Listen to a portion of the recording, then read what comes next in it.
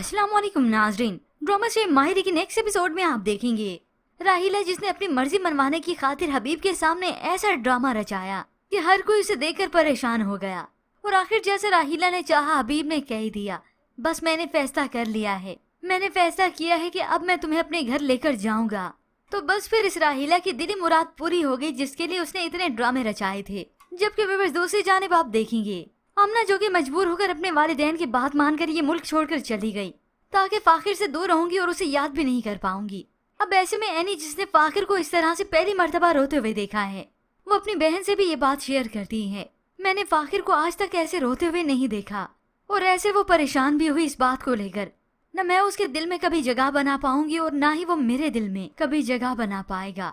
अब ऐसे में आमना की वजह से फाखिर काफी डिस्टर्ब है। वालदा ने उसे समझाया कि घर के मामलात और ऑफिस के मामलात को तुम अलग अलग रखो। अब ये फाखिर अपनी वालदा को क्या बताए कि असल में मामला क्या है।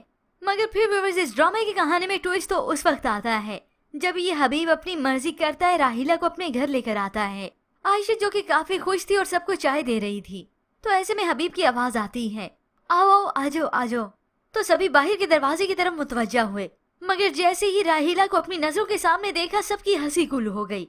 आयशा की हंसी तो सबसे पहले गुम हुई। पहले इस हबीब ने यहाँ पर फसाद कम बरपा करके रखे थे कि अपनी दूसरी बीवी को भी ये लेकर आ गया। अब तो इस घर का रहा सहा सुकून भी बर्बाद होकर रह जाएगा। और ज़मीना जो अपने बेटे के लिए अपने हक के लिए लड़ रही थी, अब की बार ये राहिला तो इसे भी मात देगी। ये सबको ऐसा तिगनी का नाच नचाएगी कि किसी ने तवक्को भी ना की थी कि ऐसे दिन भी देखने पड़ेंगे। मगर ये मासूम तो ऐसे बन रही है जैसे इससे ज्यादा मासूम कोई और है ही नहीं। मगर फिर व्यूअर्स इस ड्रामे की कहानी में एक और ट्विस्ट भी आप देखेंगे। एनी और फाखिर जो बाहिर तो लग रहा है काफी दूर हो चुके हैं, फाखिर खास तौर पर एनी से काफी दूर जा चुका है, मगर ऐसा हरगिज नहीं। आमना जो इन दोनों के बीच में थी, अब जब वो साइड पर हुई है तो तब फाखिर अपनी सारी परेशानियां सारी खुशियां बांटेगा इस एनी से, और ना चाहते हुए भी इन दोनों के बीच में अंडरस्टैंडिंग हो ही जाएगी। पर व्यूअर्स इसके मतलब आप क्या राय रखते हैं, हमें अपनी कीमती राय का इजहार जरूर कीजिएगा। मज़ीद ड्रामा रिव्यूज के लिए आप देखते रहिए उर्दू रिव्यू।